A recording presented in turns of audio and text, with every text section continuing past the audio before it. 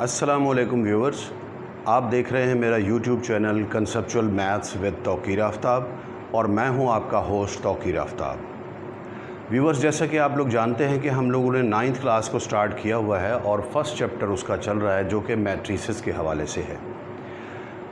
Matrices के अंदर जितनी भी चीज़ें जो पर्टिकुलर्स थे वो सारे हम लोग पढ़ चुके हैं। आज हमने पढ़ना है एप्लीकेशन ऑफ मैट्रिसेस। तो एप्लीकेशन ऑफ मैट्रिसेस एक बहुत ही इम्पॉर्टेंट टॉपिक है।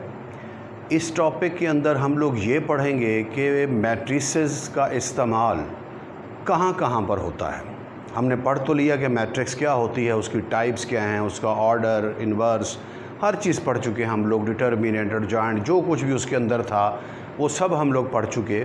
और 9th स्टैंडर्ड के अंदर आपको ये भी बताता चलूँ कि 2x2 जो है मैट्रिसेस वो यूज़ होती हैं, जबकि जो बड़ी क्लासेस में 3x3 या 3x3 भी हम जिसको कहते हैं वो मैट्रिसेस हम लोग यूज़ करते हैं। तो 2x2 के हवाले से हम लोग पढ़ रहे हैं फ़िलहाल 9th क्लास के अंदर। तो उसी हवाले से ही हम लोगों ने आज पढ़ना है एप्लीकेशन ऑफ मैट्रिसेस। तो आज का जो टॉपिक है हमारा वो 9th स्टैंडर्ड से थोड़ा सा आगे भी जाएगा। तो मतलब कहने का ये है कि आज की हमारी जो ये वीडियो है ये 10th स्टैंडर्ड या फर्स्ट ईयर स्टैंडर्ड या सेकंड ईयर स्टैंडर्ड के जो स्टूडेंट्स हैं वो भी इस वीडियो को देखकर इससे कुछ ना कुछ इंशाअल्लाह सीख सकते हैं। तो आइए टॉपिक की तरफ। तो हमने पढ़ना है application of matrices. 9th class के अंदर जो एप्लीकेशंस इसकी हमें बताई गई हैं वो हैं साइमल्टेनियस इक्वेशन का जो सिस्टम होता है उसे सॉल्व करने का तरीका। अब साइमल्टेनियस इक्वेशन वो भी लीनियर साइमल्टेनियस इक्वेशंस। अब वो क्या होती हैं?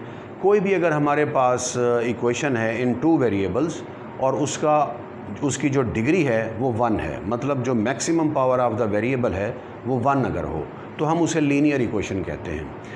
तो लीनियर इक्वेशंस को हम कैसे सॉल्व करते हैं उसके सिस्टम को, वो सारा प्रोसेस जो है हमने जो नेक्स्ट एक्सरसाइज है 1.6 उसके अंदर हम लोगों ने करना है।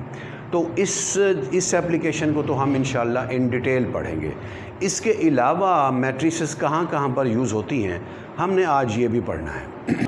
साइमल्टेनियस इक्वेशंस को बनाना कि उसे हम कैसे क्रिएट करते हैं, उसके अंदर वेरिएबल्स हम किस तरह से इन्वॉल्व करते हैं, ये सारी चीज़ें हम लोगों ने एक्सरसाइज 1.6 के अंदर इन डिटेल करनी है। तो इन चीज़ों को छोड़कर, मतलब साइमल्टेनियस इक्वेशन को छोड़कर मैट्रिसेस और कहाँ कहाँ पर इस्तेमाल होती हैं, आज मैं उसको थोड़ा सा आप लोगों के सामने क्लियर करने की कोशिश करूँगा। सबसे पहली चीज़ तो ये है कि स्पेस साइंस बड़ा आजकल जो है बड़ा हॉट टॉपिक है और जब से जेम्स वेब टेलीस्कोप खला में छोड़ी गई है उसके बाद से तो स्पेस के अंदर बहुत ज़्यादा तहकीकात हो रही हैं और बहुत कुछ जो है वो सीखने को भी मिल रहा है। तो स्पेस का नॉलेज जब वहाँ से कोई हमारे जो सैटेलाइट्स हैं वो जो डाटा भेजते हैं वो यहाँ पर हमारे कंप्यूटर्स जो अर्थ पर मौजूद हैं वो उस सारे डाटा को कलेक्ट करते हैं। तो वो जो डाटा होता है, जो कलेक्शन होती है डाटा की, वो आप लोग जानते हैं ऑलरेडी जो कंप्यूटर के स्टूडेंट्स हैं कि कंप्यूटर का जो डाटा है वो 0-1 की फॉर्म में होता है। तो 0-1 की फॉर्म में वो डाटा कैसे कलेक्ट होता है उसकी मैं एक छोटी सी एग्जांपल आपको फंक्शन के साथ समझाने की कोशिश करूँगा। फंक्शंस आप लोग ऑलरेडी पढ़ चुके हैं कि एक तरह का ऑर्डर्ड पेयर होता है, लेकिन उसकी कुछ कंडीशंस होती हैं जो 10th क्लास के स्टूडेंट्स हैं वो बखूबी जानते हैं। और ये चैप्टर जो है आई थिंक ये 5th चैप्टर है 10th क्लास का। उसके अंदर आप लोग 10th क्लास में जब जाएंगे तो फंक्शन के हवाले से डिटेल पढ़ेंगे। क्योंकि ये वीडियो मैं एप्लीकेशन ऑफ मैट्रिसेस के हवाले से बना रहा हूँ तो इसलिए मुझे फंक्शन का थोड़ा सा हवाला देने की यहाँ पे ज़रूरत महसूस हो रही है। तो बहरहाल एक फ़ंक्शन मैं इसको लिखता हूँ यहाँ पर और उसके बाद मैं उसकी मैट्रिक्स बनाता हूँ कि उसकी मैट्रिक्स कैसे बनती है। देखिए एक फ़ंक्शन फ़र्ज़ कर लें हमारे पास एक सेट है कैपिटल X, उसके अंदर एलिमेंट्स हैं small x, small y and small z। एक और सेट है y कैपिटल, उसके अंदर एलिमेंट्स हैं 1, 2, 3 एंड 4। ओके, अब हमने इसका एक फ़ंक्शन बनाना है। मैं इसका फ़ंक्शन जस्ट लिख रहा हूँ f1 अगर फंक्शन है कोई, उसके अंदर एलिमेंट्स मैं लिख रहा हूँ x1, y2, z2। ये एक इनटू फंक्शन है। ओके ये इनटू फंक्शन है। जो लोग टाइप्स ऑफ फंक्शन भी जानते हैं तो वो इसको समझ सकते हैं कि ये एक इनटू फंक्शन है। ओके अब इसी इनटू फंक्शन को अगर डायग्रामिकली हम शो करें तो वो यूँ शो होता है कि फ़र्ज़ कर लें ये हमारे पास x सेट हो गया, ये y हो गया, x के अंदर मौजूद है x, y और z और यहाँ पर है 1, 2, 3 एंड 4। अब x का पेयर बन रहा है 1 के साथ, y का बन रहा है 2 के साथ और z का भी 2 के साथ बन रहा है। जब हम इसकी मैट्रिक्स बनाएंगे तो मैट्रिक्स इस तरह की होगी, यहाँ पर लिखें x, y, z और यहाँ पर 1, 2, 3 एंड 4। अब देखिए x का पेयर बन रहा है 1 के साथ, मतलब x और इस 1 की पेयरिंग है। क्योंकि कंप्यूटर के हवाले से बात हो रही है तो कंप्यूटर में डाटा फीड होता है 0, 1 की फॉर्म में। अब x और 1 का रिलेशन क्योंकि हमारे पास है तो हम यहाँ पर 1 लिखेंगे। x का 2 के साथ कोई रिलेशन नहीं है तो उधर 0 आ जाएगा, 3 के साथ कोई रिलेशन नहीं है 0 आ जाएगा, 4 के साथ कोई रिलेशन नहीं है तो ये 0 आ जाएगा। इसी तरह से जब y को हम लिखेंगे तो y का रिलेशन 2 के साथ है, लिहाजा y के लिए हम इस 1 के नीचे 0 लिखेंगे। ये 0 क्या शो करता है कि इस y का इस 1 से कोई ताल्लुक़ नहीं, y का ताल्लुक़ किससे है, 2 से है, लिहाजा हम 2 के नीचे लिखेंगे 1 और 3 के नीचे 0 आएगा। इसी तरह से 4 के नीचे भी 0 आ जाएगा। नेक्स्ट हमारे पास एलिमेंट है z। अब z का ताल्लुक़ किसके साथ है, 2 के साथ है, तो 1 के नीचे 0 आएगा, 2 के नीचे 1 आएगा, 3 के नीचे 0 आएगा, 4 के नीचे 0 आएगा। ये इस फॉर्म में कंप्यूटर के अंदर डाटा कलेक्ट होता है। तो ये तो एक इसकी मैट्रिक्स बन रही है, आपके सामने बनी है, एक मैट्रिक्स बन गई है। तो ये मैट्रिक्स का एक तरह से यूसेज है। मतलब ये कि मैट्रिक्स जो है वो कंप्यूटर के अंदर भी इस्तेमाल होती है, लेकिन कंप्यूटर को आप सब लोग चलाना जानते हैं, उसे कैसे ऑपरेट करना है। मोस्ट ऑफ द स्टूडेंट्स उस पर PUBG खेलते हैं ना, तो बहरहाल PUBG के अलावा भी थोड़ा सा कंप्यूटर को समझने की कोशिश करें। उसमें बहुत सारे सॉफ्टवेयर्स भी बनते हैं, बहुत सारा उसके अंदर डाटा जो है सेव होता है। हम मूवीज़ भी देखते हैं उसके ऊपर, हम यूट्यूब के ऊपर जब भी आप अगर चैनल देख रहे हैं मेरा, तो ये भी अगर कंप्यूटर पर आप देख रहे हैं तो सारा का सारा जो डाटा रिसीव कर रहा है कंप्यूटर वो 0, 1 की फॉर्म में रिसीव हो रहा है। उसके बाद वो प्रोसेस होकर वो एक डिजिटल उसकी एक जो है वो इमेज बनता है और आपकी स्क्रीन जो है उसी इमेज को प्रोजेक्ट कर रही है। तो बहरहाल ये कंप्यूटर के हवाले से थोड़ा सा था। नेक्स्ट अब देखिए, मैं आपको और एग्जांपल देने की कोशिश करता हूँ, उम्मीद है आप लोगों को वो भी समझ आ जाएगी। फ़र्ज़ कर लें हमारे पास कुछ इंपोर्टर और एक्सपोर्टर हैं जो कि कुछ माल एक मुल्क से दूसरे मुल्क, बल्कि एक शहर की मिसाल ले लेते हैं, एक शहर से दूसरे शहर तक माल सप्लाई करते हैं। फ़र्ज़ कर लें कि X एक डिस्ट्रीब्यूटर है, इसने कोई फैक्ट्री बनाई हुई है, से कि एक सीमेंट फैक्ट्री है, इसने एक सीमेंट फैक्ट्री बनाई हुई है और इसने मुख्तलिफ़ जगहों पर माल सप्लाई करना है। एक इसका जो इससे माल ले रहा है वो A है, एक B है, एक C है और एक D है। अब इन तमाम जो डिस्ट्रीब्यूटर्स हैं उन तक इसने अपना माल पहुंचाना है। तो माल पहुंचाने के लिए ज़ाहिर है वो बाय रोड भेजेगा, क्योंकि विद इन द कंट्री वो माल जो है पहुंचा रहा है और सीमेंट की बोरियां जो है वो एरोप्लेन पर भी नहीं लादी जा सकती, वो बहुत ज़्यादा कास्टली भी हो जाएगा। तो उसे बाय रोड जो है वो सारा अपना माल पहुंचाना है। अब फ़र्ज़ कर लें ये X का A से जो डिस्टेंस है ये है 200 किलोमीटर और ये A जितना माल बेच सकता है, फ़र्ज़ कर लें ये 4 टन जो है वो बेच सकता है। इसी तरह से जो B है इसका फासला इससे है से कि 100 किलोमीटर है, निस्बतन कम है। अब अगर इधर ये माल सप्लाई करेगा तो इसको कास्ट ज़्यादा पड़ेगी क्योंकि फ़ासला ज़्यादा है। B को सप्लाई करेगा तो कास्ट कम पड़ेगी क्योंकि फ़ासला कम है। तो कास्ट कम हो रही है तो इसका मतलब X को ज़्यादा से ज़्यादा माल जो है वो B को सप्लाई करना चाहिए।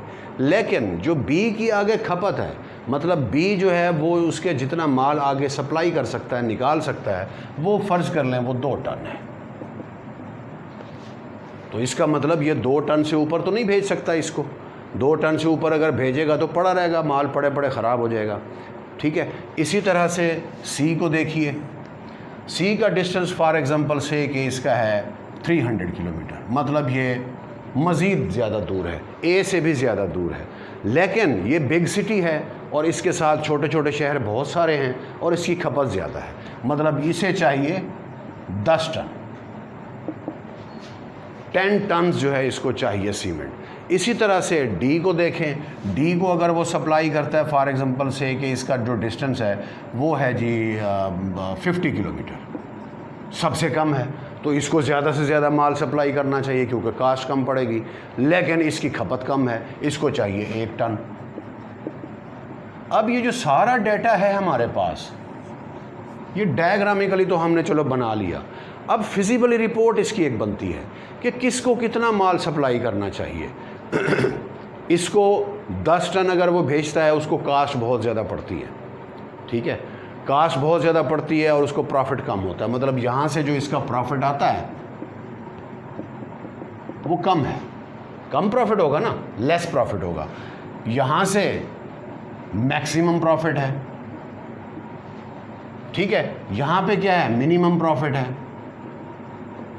अब प्रॉफिट की जो मिकदार है वो कम ज़्यादा हो रही है, तो इस तमाम डेटा को कलेक्ट करके उसकी इक्वेशंस बना के, उनके वेरिएबल्स बना के, उनकी इक्वेशंस बना के हमारे पास 4-4, 5-5 वेरिएबल वाली इक्वेशंस आ जाती हैं और वो सारे का सारा जो हमारा सिस्टम बनता है लीनियर इक्वेशंस का, वो होता है वही साइमल्टेनियस लीनियर इक्वेशन होता है। लेकिन उसके अंदर एक प्रॉब्लम ये होती है कि इसके अंदर जो वेरिएबल्स बनेंगे वो 4-4 बनेंगे, 5-5, 6-6 वेरिएबल्स बनेंगे।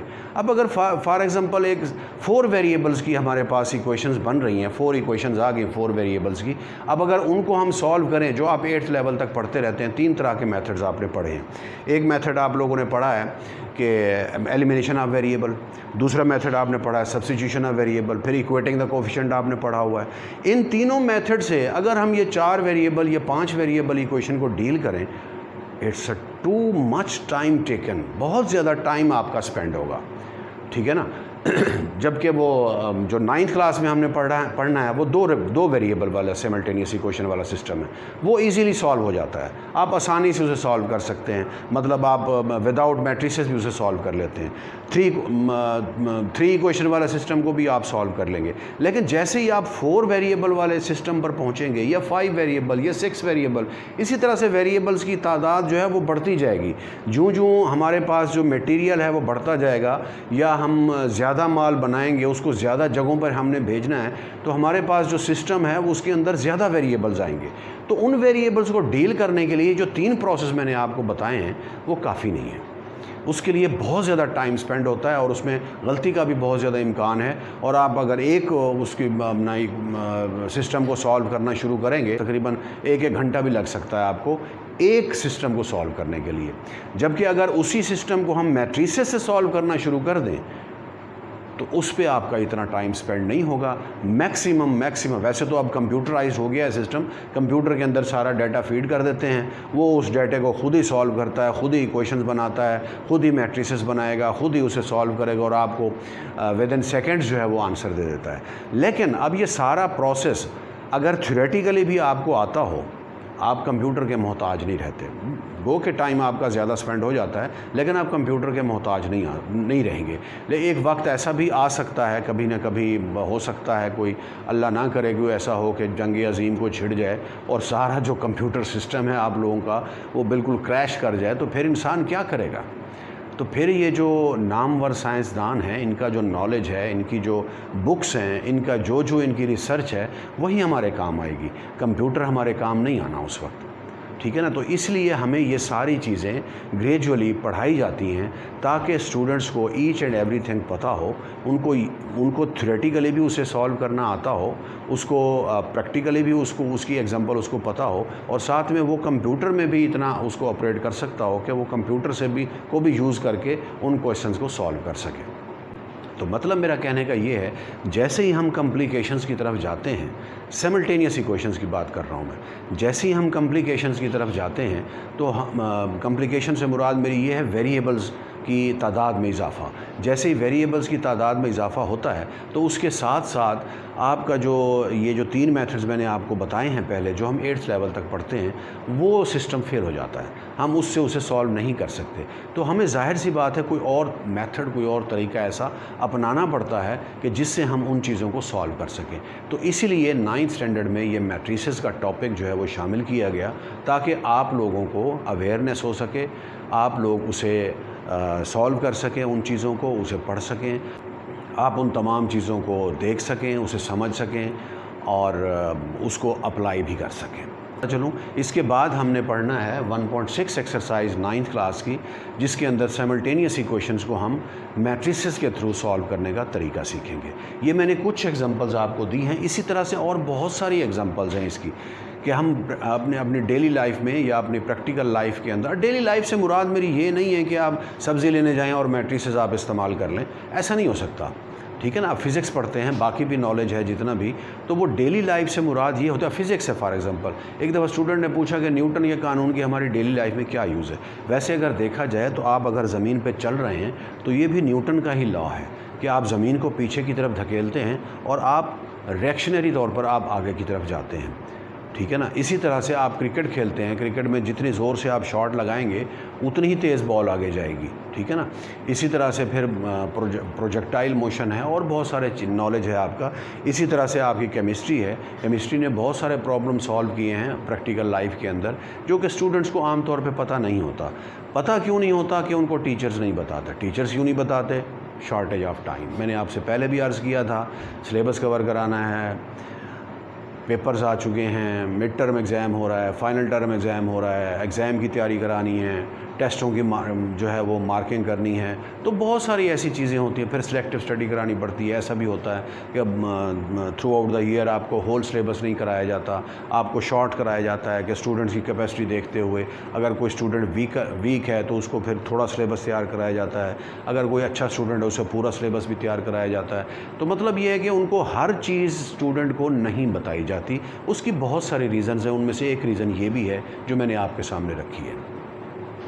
तो नेक्स्ट हम लोगों ने जो पढ़ना है वो प्रैक्टिकल एग्जांपल है इसकी, अपना मैट्रिसेस की, कि हम टू वेरिएबल्स वाली जो इक्वेशंस हैं या साइमल्टेनियस इक्वेशन है, लीनियर साइमल्टेनियस इक्वेशन, उसके सिस्टम को हम कैसे सॉल्व करते हैं वो इंशाल्लाह हम नेक्स्ट वीडियो में पढ़ेंगे। आपका बहुत बहुत शुक्रिया, अपना ख्याल रखिएगा, मेरे चैनल को सब्सक्राइब भी करें।